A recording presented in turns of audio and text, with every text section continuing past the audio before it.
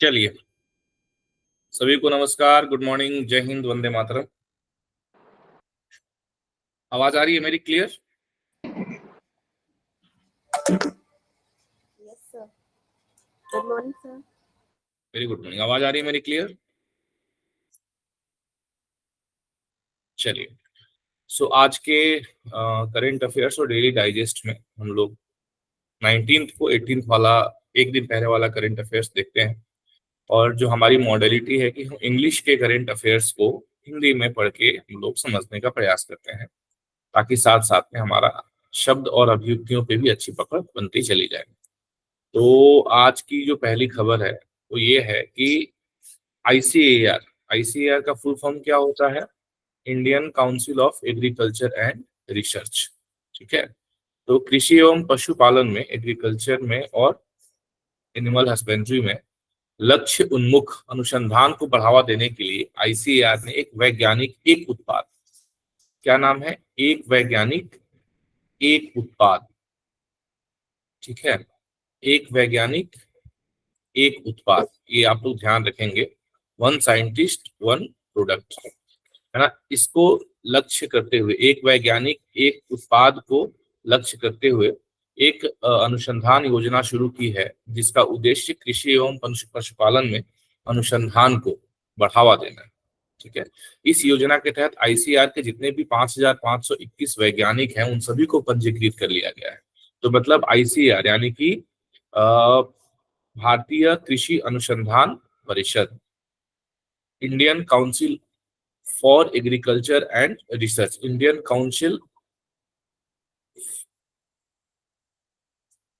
Council of agriculture research, भारतीय कृषि अनुसंधान परिषद।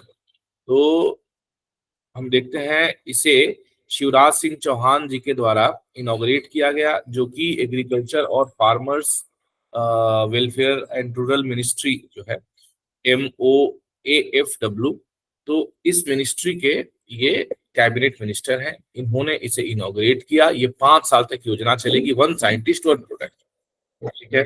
उत्तर प्रदेश में इसी तरीके से एक योजना चलती है, वन डिस्ट्रिक्ट वन प्रोडक्ट करके। तो यहाँ पे वन साइंटिस्ट वन प्रोडक्ट एक ये योजना शुरू हुई है, 5 साल के लिए चलेगी। और क्या है इसमें? 100 से ज्यादा नए सीड वेराइटीज और 100 से ज्यादा फार्म टेक्नोलॉजीज, यानी कि कृषि से संबंधित, खेतों से संबंधित जो तकनीक है ना, इसको 100 दिन के अंदर में, ठीक है, इसको विकसित करना है। मतलब 100 दिवसीय कार्य योजना है। 100 दिनों में 100 नई बीज किस्मों को और 100 कृषि प्रौद्योगिकियों को, है ना, फार्म टेक्निक्स, कृषि प्रौद्योगिकी को विकसित करने के लिए ये काम किया जा रहा है। आईसीआर भारत सरकार की कृषि एवं किसान कल्याण मंत्रालय, कृषि एवं किसान कल्याण मंत्रालय, ठीक है, मतलब department of agricultural research and education, DARE इसको बोलते हैं, DARE। तो ये सब जो एक्रोनिम्स है आप इनको याद रखेंगे। DARE, department of agriculture research education. जो लोग आने वाले सितंबर महीने में assistant director official language ASRB, agriculture scientist research board का एग्जाम देने के लिए तैयारी कर रहे हैं, उन लोगों के लिए ये खबर बहुत काम की खबर है। ठीक है। तो आईसीआर जो है, इसका जो department of agriculture research and education है, department of agriculture research and education को हिंदी में क्या कहेंगे? इसे हम लोग हिंदी में कहेंगे कृषि एवं किसान कल्याण, माफ कीजिएगा, कृषि अनुसंधान एवं शिक्षा विभाग। ये किस मंत्रालय के अंतर्गत आता है? कृषि एवं किसान मंत्रालय के अंतर्गत आता है। और यह एक ऑटोनोमस ऑर्गेनाइजेशन है।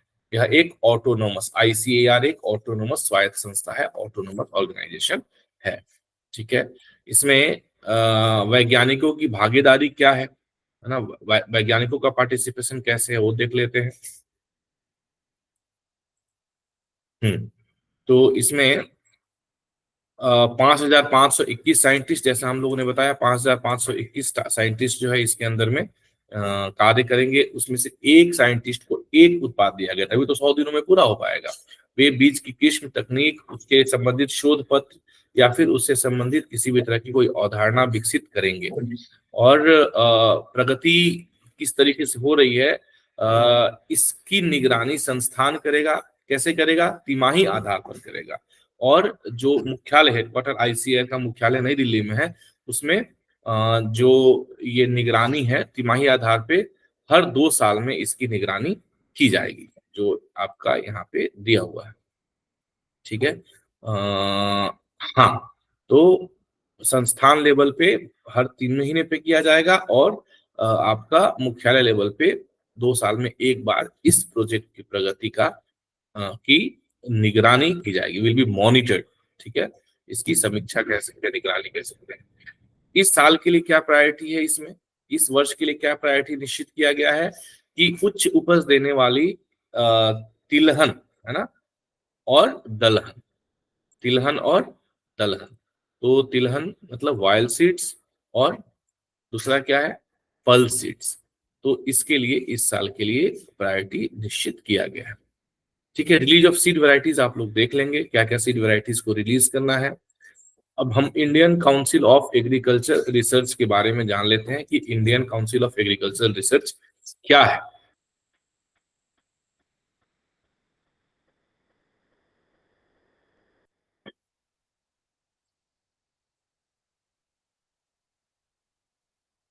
Indian council of agricultural research के बारे में हम देख लेते हैं। हाँ, तो ये 16 जुलाई 1929 को एक रजिस्टर्ड सोसाइटी के रूप में अंडर सोसाइटीज रजिस्ट्रेशन एक्ट 1860 इसका पहली बार रजिस्ट्रेशन किया गया था, है ना। किस लिए किया गया था, किस इसके अनुसरण में किया गया था, परसुएंस ऑफ अनुसरण में royal commission of agriculture, royal commission on agriculture. तो कृषि के ऊपर जो रॉयल कमीशन गठित किया गया था, उन्होंने जो भी अपने रिपोर्ट दिए थे, उस रिपोर्ट को आधार बना करके, और 1929 में सबसे पहले इसे imperial council of agricultural research के नाम से, हालांकि फिर भी आईसीएआर ही था, imperial council of agricultural research के नाम से इसे शुरुआत किया गया था। वर्तमान में इसके जो डायरेक्टर जनरल डीजी हैं हिमांशु पाठक जी हैं, और इसका हेडक्वार्टर नई दिल्ली है। हम दूसरा आज का जो हमारी खबर है वो हम देख लेते हैं। ये खबर अगेन रक्षा मंत्रालय से संबंधित खबर है। रक्षा मंत्रालय के रक्षा उत्पादन विभाग डीडीपी ने रक्षा विनिर्माण, मेरी आवाज आ रही है आप लोगों को? Hello, yes sir. ओके, थोड़ा हाँ ना ओके साइन कुछ तो करते रहे आप लोग। ठीक है, तो रक्षा क्षेत्र से अगली खबर हमारी है कि रक्षा मंत्रालय के रक्षा उत्पादन विभाग ने रक्षा विनिर्माण में आत्मनिर्भरता को बढ़ावा देने और रक्षा सार्वजनिक क्षेत्र के उपक्रमों, स्क्रीन दिख रहा है ना आप लोगों को क्लियर? हाँ, तो डिपार्टमेंट ऑफ डिफेंस प्रोडक्शन की हम बात कर रहे हैं। डिपार्टमेंट ऑफ डिफेंस प्रोडक्शन मतलब क्या हो गया, रक्षा उत्पादन विभाग ने रक्षा विनिर्माण में आत्मनिर्भरता को बढ़ावा देने और रक्षा से संबंधित सार्वजनिक क्षेत्र के उपक्रमों यानी कि DPSU, defence public sector undertakings द्वारा आयात को कम करने के लिए, इंपोर्ट को कम करने के लिए 386 वस्तुओं वाली पांचवी एक इन उच्चारण करिए, क्या है इंडिजेनाइजेशन, मतलब इंडिजिनस का मतलब क्या होता है, इंडिजिनस का मतलब क्या होता है, देसी स्वदेशी। मूल स्वदेशी। पांचवी जो है पॉजिटिव सकारात्मक स्वदेशीकरण सूची, है ना, जारी की है। आप सब जानते ही होंगे, मेक इन इंडिया के तहत डिफेंस सेक्टर में भारत सरकार की योजना चल रही है कि हम डिफेंस सेक्टर में पूरी तरीके से आत्मनिर्भर हो जाएं, और जितने भी डिफेंस सेक्टर के यंत्र इत्यादि हैं हम सब लोग इन हाउस बनाएं। तो इसी के से संबंधित ये आपका पॉजिटिव इंडिजेनाइजेशन इंडिजेनाइजेशन लिस्ट है, मतलब सकारात्मक स्वदेशीकरण सूची, इसको पीआईएल शॉर्ट फॉर्म में बोलेंगे। इसमें 346 आइटम्स हैं, और ये हमारे सेल्फ रिलायंस यानी कि आत्मनिर्भरता। तो कई बार हम लोग ना जल्दी जल्दी में आत्मनिर्भरता शब्द जब बार बार आता है तो हम आत्मनिर्भरता को सेल्फ डिपेंडेंस लिख देते हैं, कभी नहीं लिखना है। हमेशा ध्यान रखेंगे आत्मनिर्भरता के लिए self reliance word is a root word, यही हमें यूज करना है। ये कहाँ है? डिफेंस मैन्युफैक्चरिंग, है ना, यानी कि रक्षा उत्पादन, ठीक है, में इसे जो है इन वस्तुओं में, अब ये इसमें क्या क्या है ना, क्या क्या है? तो इसमें लाइन रिप्लेसमेंट यूनिट्स है, LRU सिस्टम है, सब सिस्टम है, असेंबली स्पेयर्स, तो ये सारे हैं। इसका जो इसकी जो टोटल कीमत, मतलब इसके लिए टोटल सब्स्टिट्यूशन वैल्यू लगाया गया है, सब्स्टिट्यूशन मतलब प्रतिस्थापन मूल्य लगाया गया है, वह कितना है? 1048 करोड़ रुपए का है, ठीक है। सृजन पोर्टल क्या है? ये बहुत इंपॉर्टेंट है जानना। व्हाट इज सृजन पोर्टल? सृजन पोर्टल क्या है? ठीक है, सृजन पोर्टल जो है आ, ये जितनी भी वस्तुएं हैं, जो यहाँ पे 346 वस्तुओं को, 346 जो आइटम्स हैं, उनको जो भी यहाँ पे इनलिस्ट किया गया है, 346 आइटम्स को, तो उनको जो है सृजन पोर्टल से हम लोग खरीद सकते हैं। या सृजन पोर्टल पे जा करके और वहाँ इनलिस्ट कर दी जाएगी। सृजन उस पोर्टल को 2020 में मिनिस्ट्री ऑफ डिफेंस यानी कि रक्षा मंत्रालय के द्वारा लॉन्च किया गया था। और इस पोर्टल पे DPSU मतलब डिफेंस सेक्टर के जो भी पब्लिक सेक्टर अंडरटेकिंग मतलब सार्वजनिक क्षेत्र के उपक्रम है, रक्षा सार्वजनिक क्षेत्र के उपक्रम तथा सर्विस हेडक्वार्टर्स जो है, वे डिफेंस के आइटम्स को मतलब रक्षा से संबंधित जो भी उपकरण या वस्तुएं हैं, उनके स्वदेशीकरण के लिए यहाँ पे सृजन पोर्टल लॉन्च किया गया था। तो ये जितनी भी 346 वस्तुएं हैं, जिन्हें MOD के द्वारा इनको ऐड किया गया है, सूचीबद्ध किया गया है, तो इन सभी को सृजन पोर्टल से हम परचेज कर, मतलब जो भी चाहे वो, जो भी यूनिट्स और जो भी चाहे परचेज कर सकते हैं। इसका बैकग्राउंड क्या है? PIL का बैकग्राउंड, जो हमने PIL ऊपर देखा, PIL मतलब पॉजिटिव इंडिजिनाइजेशन लिस्ट, इसका बैकग्राउंड क्या है? तो यहाँ पे बैकग्राउंड आप लोग एक बार पढ़ लीजिएगा। इसके एफर्ट क्या होंगे, किस तरीके से इसको किया जा रहा है। जो भी DPSUs है, यानी कि डिफेंस पब्लिक सेक्टर अंडरटेकिंग्स है, वे 5वें PIL में जो 346 वस्तुओं को सम्मिलित किया गया है, इनको जो है इंडिजिनाइज करेंगे, यानी कि इसका स्वदेशीकरण करेंगी, ठीक है। कैसे करेंगी? Various routes including through make procedures और इन हाउस डेवलपमेंट, जो हम बात कर रहे हैं कि हम लोग इसे अपने यहाँ बनाएंगे, तो इसके जरिए इसके ऊपर कार्य किया जाएगा, ठीक है।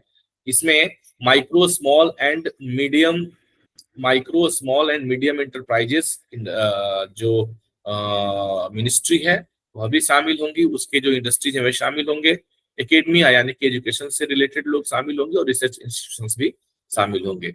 इससे इकोनॉमिक ग्रोथ यानी कि आर्थिक अभिवृद्धि होगी, साथ ही साथ रक्षा क्षेत्र में निवेश जो है निवेश बढ़ेगा, और साथ ही साथ ये हमारी आयात के ऊपर जो निर्भरता है उसको कम करेगा, और अब आत्मनिर्भर बनने की तरफ उन्मुख हो जाएगा, ठीक है। कौन कौन से डिफेंस की पब्लिक सेक्टर अंडरटेकिंग्स हैं जो इन्वॉल्व है, ये जान ले, बहुत जरूरी है।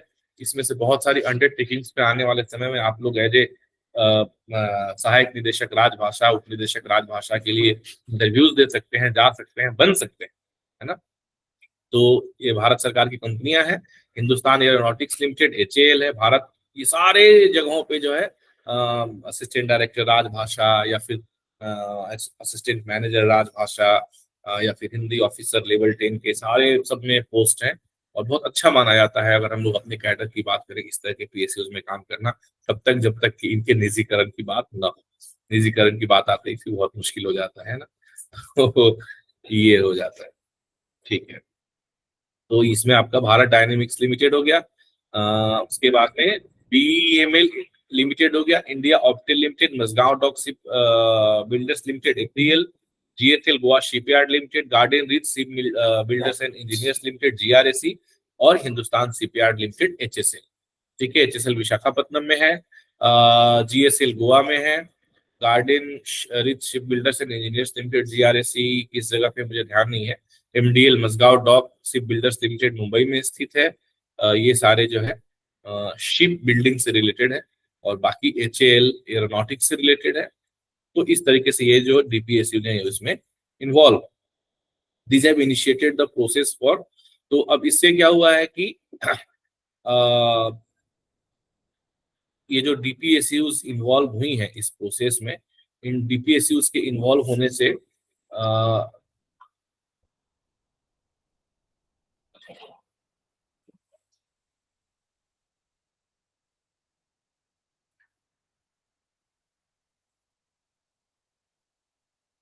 हाँ, तो ये जो DPSUs हैं, इनके इन्वॉल्व होने से क्या हुआ है कि एक एक्सप्रेशन ऑफ इंटरेस्ट EOI और रिक्वेस्ट फॉर प्रपोजल्स RFP इसको बोलते हैं, रिक्वेस्ट फॉर प्रपोजल।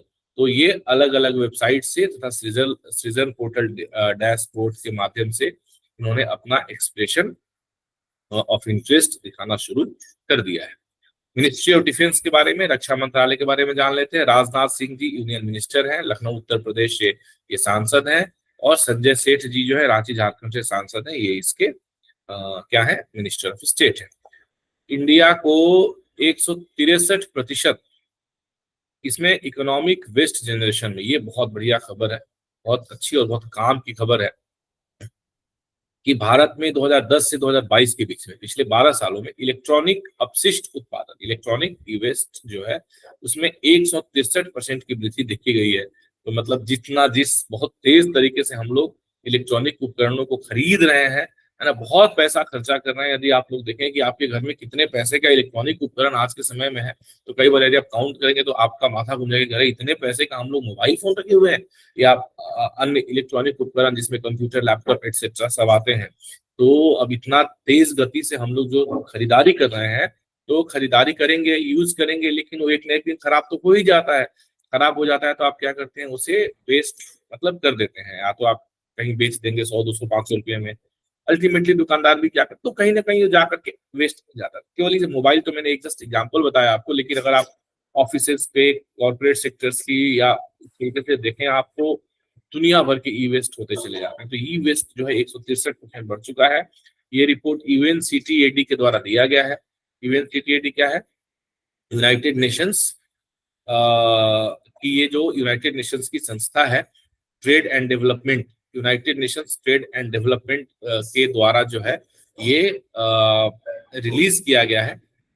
जो सूची है 2024 डिजिटल इकोनॉमी रिपोर्ट जो दी गई है, डिजिटल इकोनॉमी रिपोर्ट जो दी गई है 2024 के लिए, उसके अंतर्गत इसका पूरा जो नाम है 2024 डिजिटल अर्थव्यवस्था रिपोर्ट।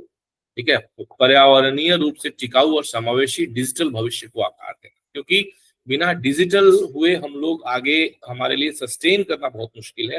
तो हमें ये ध्यान रखना है कि जो डिजिटल हम लोग जिस तरीके से हमारा डिजिटलीकरण हो रहा है, उस तरीके से पर्यावरण को भी हम इतना ज्यादा नुकसान ना पहुंचाएं। ठीक है, 2010 से 2022 तक देखिए क्या क्या चीजें जो है, जो मैं बता रहा था आपको, इसमें जो है स्क्रीन, कंप्यूटर, और आप देखेंगे तो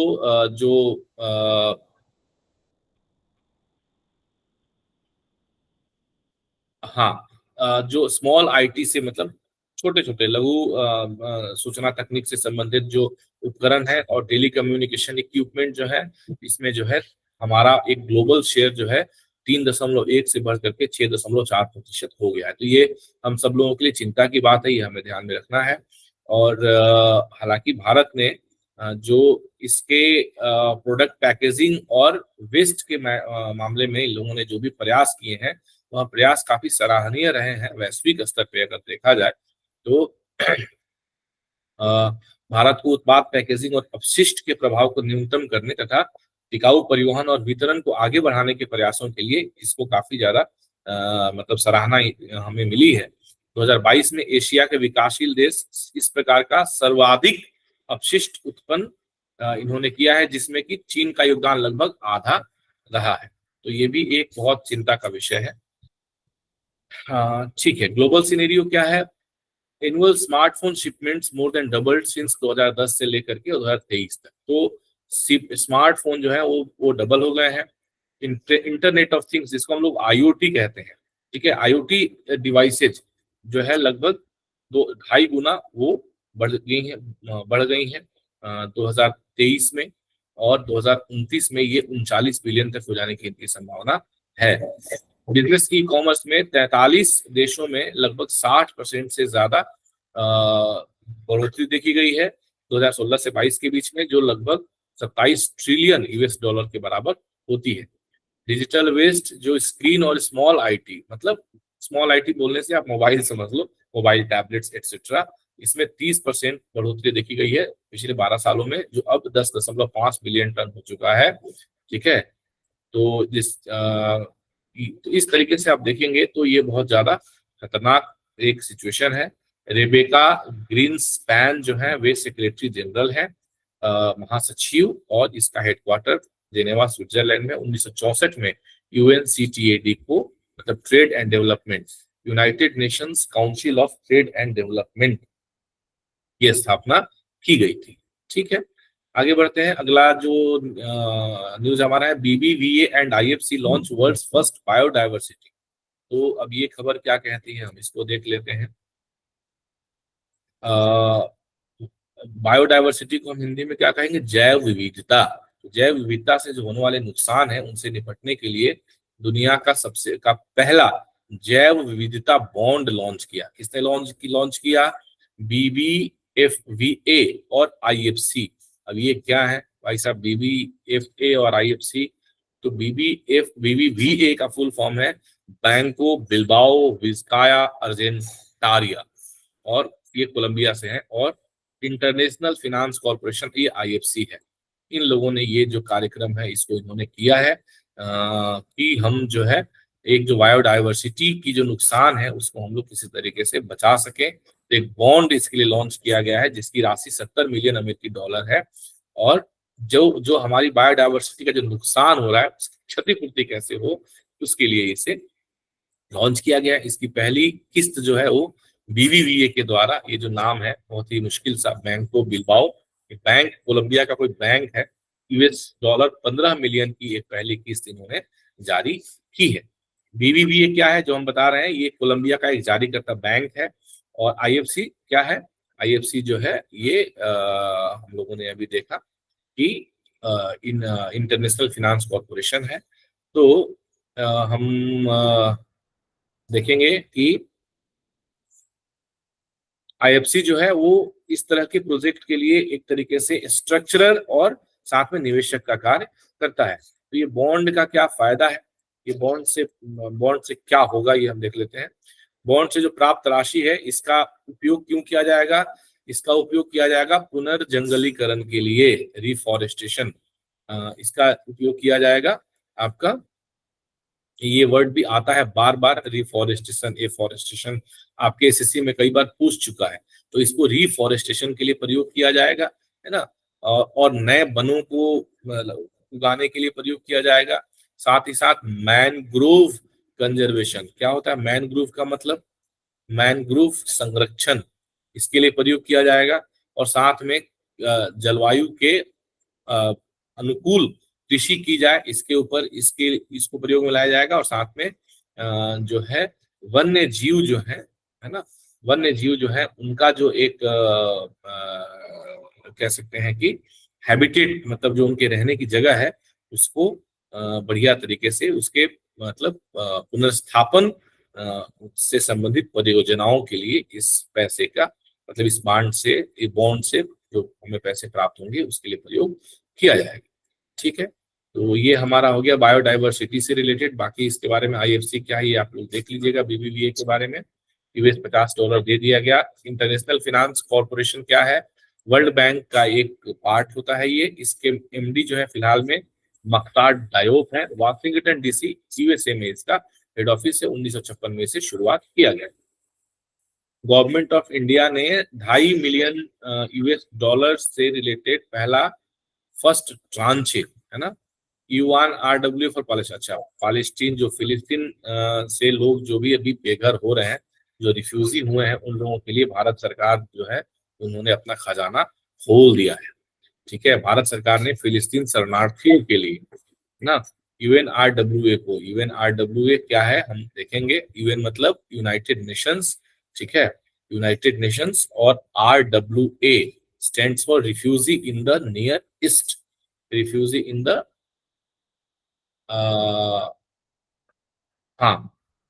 sorry, United Nations relief and works agency, United nation relief and work agency, UNRWA को बोलते हैं, United Nations for relief and work agency. तो UNRWA ने जो है बढ़िया तरीके से $2.5 मिलियन अमेरिकी डॉलर की एक पहली किस्त जारी की है। और ये भुगतान जो है 2024-25 के लिए भारत के $5 मिलियन अमेरिकी डॉलर के वार्षिक योगदान का हिस्सा है। ठीक है, तो हम लोगों ने जो है फिलिस्तीन के जो रिफ्यूजीज हैं उनके लिए अभी बीच में आया था ना ऑल आईज ऑन कैसे कुछ करके आया था, तो बढ़िया तरीके से भारत सरकार ने ये कार्य कर दिया है। ठीक है, हम लोग आगे। जी सर वो था ऑल आइज ऑन रफा, वो एक जगह का नाम है। हाँ, तो कहीं ना कहीं वो फिलिस्तीन से और इजराइल के बीच में जो भी जंग चल रही है उससे रिलेटेड ही तो था, आया ना। ये सर वो बहुत सारे लोग मारे गए थे। बहुत सारे लोग मारे जा रहे हैं, मारे गए थे, तो इसके लिए भारत सरकार ने अपना ये बढ़िया तरीके से बिल्कुल एक मानवता के नाम पे, ह्यूमैनिटी के नाम पे ये फंड दिया है। यूएस 5 मिलियन, $2.5 मिलियन का जो है पहला किस्त इन्होंने जारी कर दिया। यहाँ पे एक शब्द आया है ट्रांचे, TRANCHE। ट्रांचे का मतलब क्या होता है?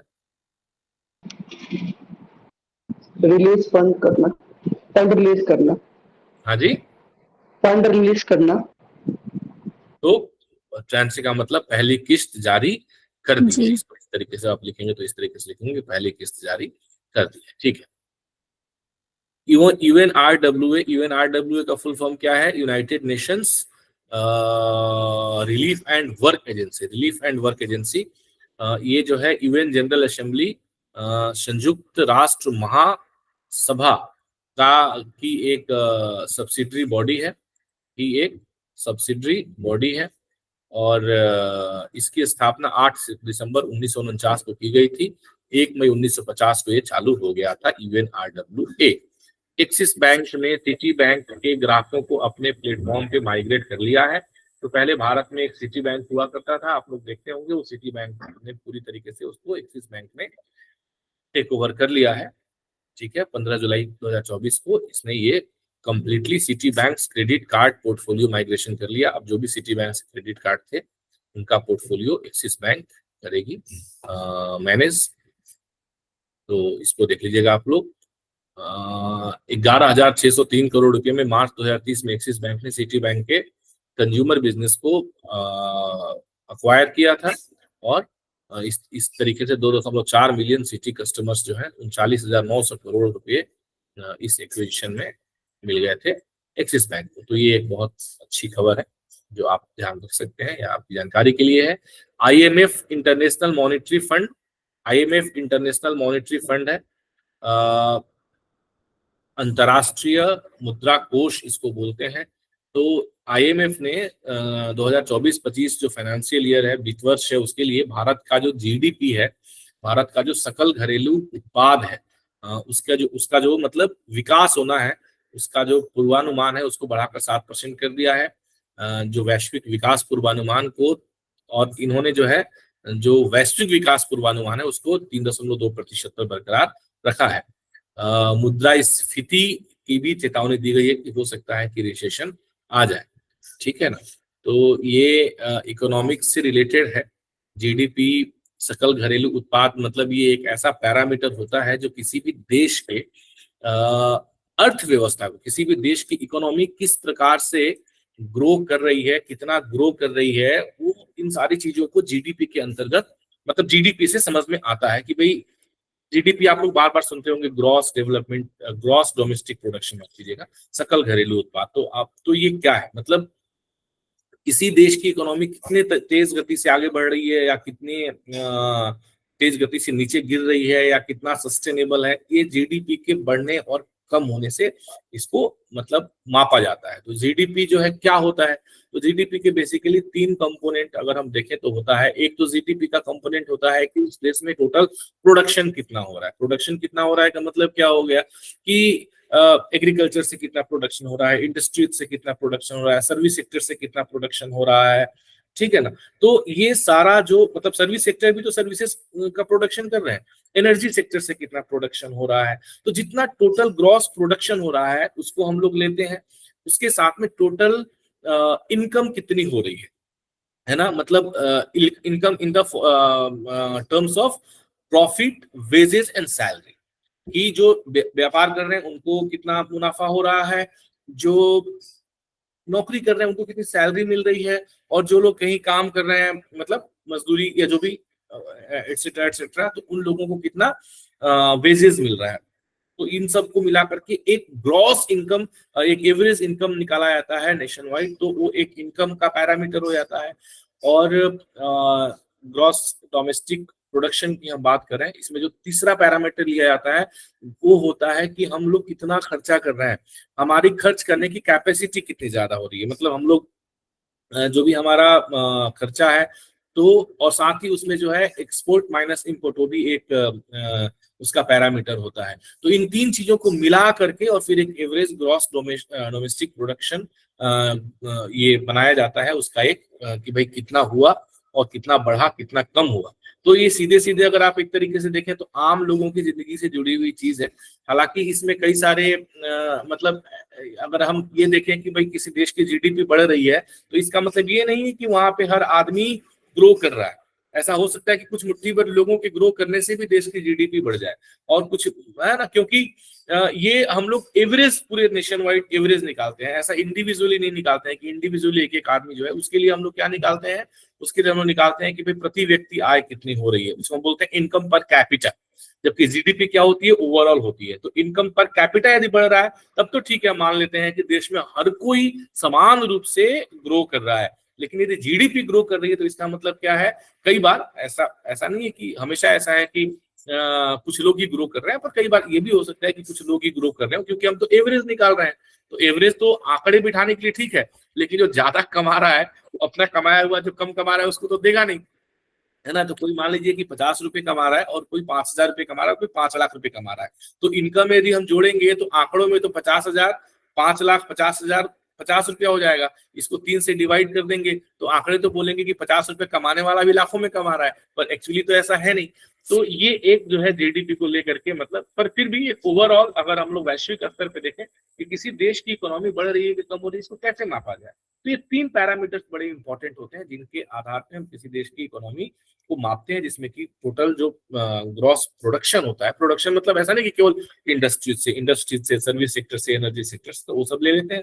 फिर टोटल इनकम जो लोग कर रहे हैं वो ले लेते हैं, और साथ साथ में टोटल एक्सपेंस यानी कि खर्चा करने की क्षमता कितनी है हम लोग वो ले लेते हैं, और फिर मिलाकर के जीडीपी हम लोग बताते हैं। तो ये एक तरीके से जीडीपी के बारे में हो गया। तो ये हो गया आपका आईएमएफ जो है उसने ये बताया कि भारत का ग्रोथ फोरकास्ट उसने बढ़ा दिया है अगले वित्त वर्ष के लिए, कि हम 7% जो है हमारा ग्रोथ फोरकास्ट जीडीपी रहेगा, और ये बहुत अच्छा है, मतलब एक तरीके से ये बढ़िया है।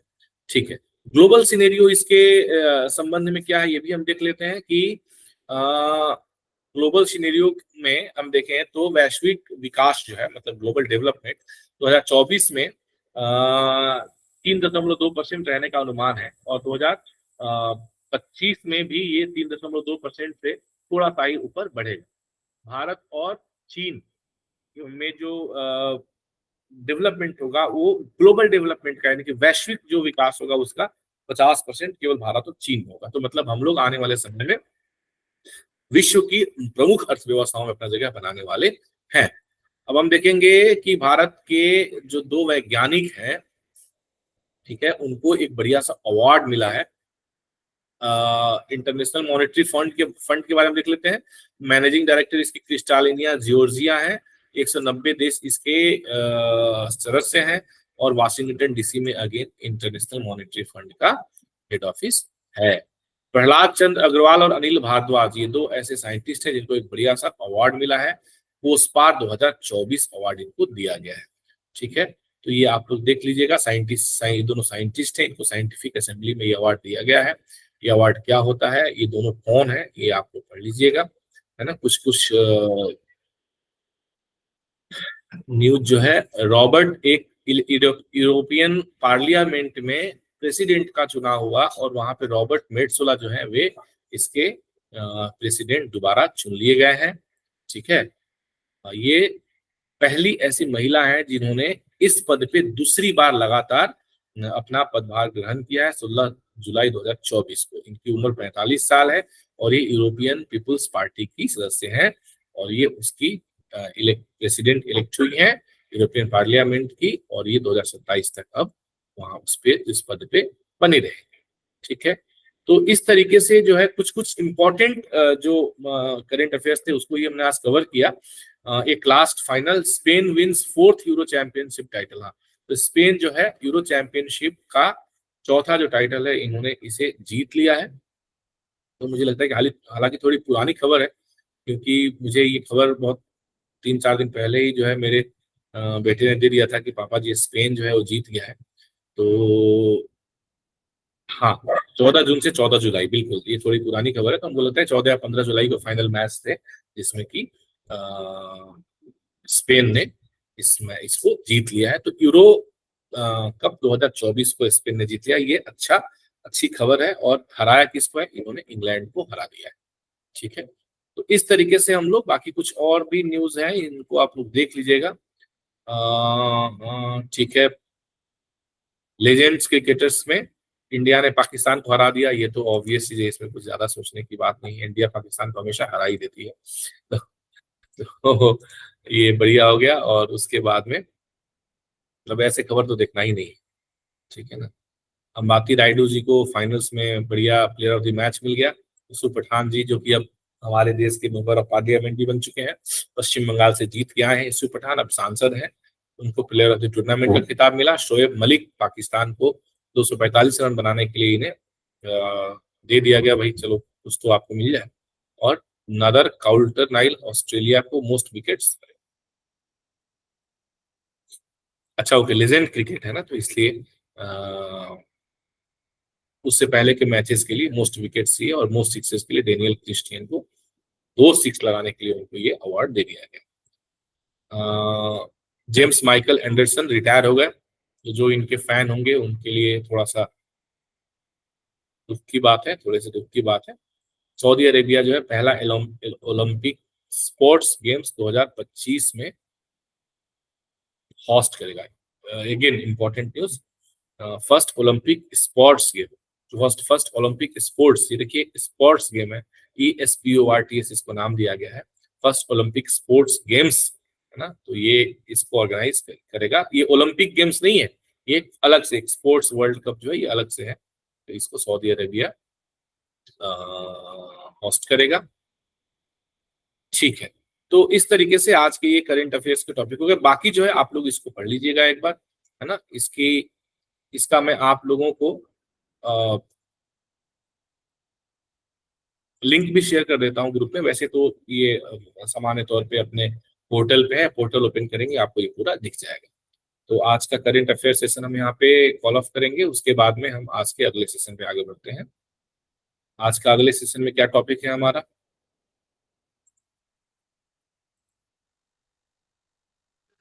नक्सलवाद सर। हाँ जी, नक्सलवाद। नक्सलिज्म इन इंडिया, भारत में नक्सलवाद बहुत महत्वपूर्ण टॉपिक है। तो कौन कौन है आज के कैप्टन इस टॉपिक के लिए?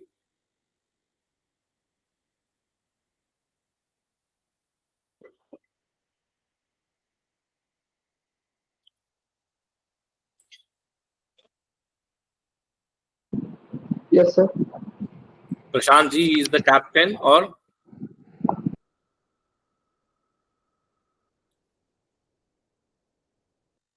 कल से मुझे नोट करके रखना पड़ेगा क्या?